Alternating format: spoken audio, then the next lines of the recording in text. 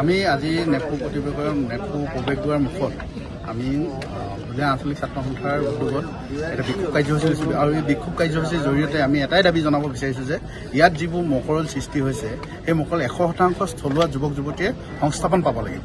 মূল এটাই কথা, আমাৰ ইয়াত দাঁতিকাষৰীয়া যিবোৰ যুৱক যুৱতী শিক্ষিত যুৱক যুৱতী আছে, এই শিক্ষিত যুৱক যুৱতীয়ে নেপকুত মকল হ'ব লাগিব আৰু সংস্থাপন পাব লাগিব। আৰু ইয়াত নেপকু কৰ্তৃপক্ষই যি গাফিলতি সৃষ্টি কৰিছে এই গাফিলতি আমি কেতিয়াও মানি ল'ব নোৱাৰোঁ। আৰু ইয়াত অসম বিৰোধী যিটো চক্ৰ আছে সেই চক্ৰটোক আমি হুঁচিয়াই দিব সকীয়াই দিব বিচাৰিছোঁ যে অনাগত দিনত আপোনালোকে কিন্তু সাৱধান থাকক।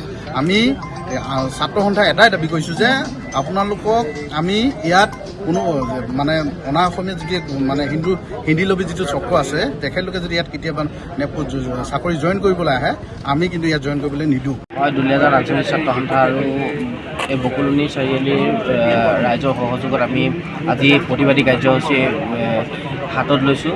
কিয়নো নেপকুত বিভিন্ন ধৰণৰ বিশৃংখলতাৰ সৃষ্টি হৈ আছে। এই কোম্পানীটোৱে ইয়াৰ পৰা ধন সংগ্ৰহ কৰিছে, কিন্তু বাহিৰত গৈ তেওঁলোকে CSR যিসমূহ সামাজিক দায়বদ্ধ নীতি আঁচনি আছে তেওঁলোকৰ পইচাসমূহ প্ৰদান কৰিছে। এনেকুৱা বিষয়বস্তুসমূহ চলি আছে। আৰু দ্বিতীয়তে কথা, আমাৰ মূল দাবী হৈছে যে 100% থলুৱা যুৱক যুৱতীয়ে ইয়াত সংস্থাপন পাব লাগে। আমাৰ মূল কথা আৰু আজি মূল আন্দোলনৰ দাবীয়ে আছিলে যে 100% স্থানীয় যুৱক যুৱতী সংস্থাপন পোৱা, আৰু তাৰ বাবে আমি আজি প্ৰতিবাদ সাব্যস্ত কৰিছোঁ।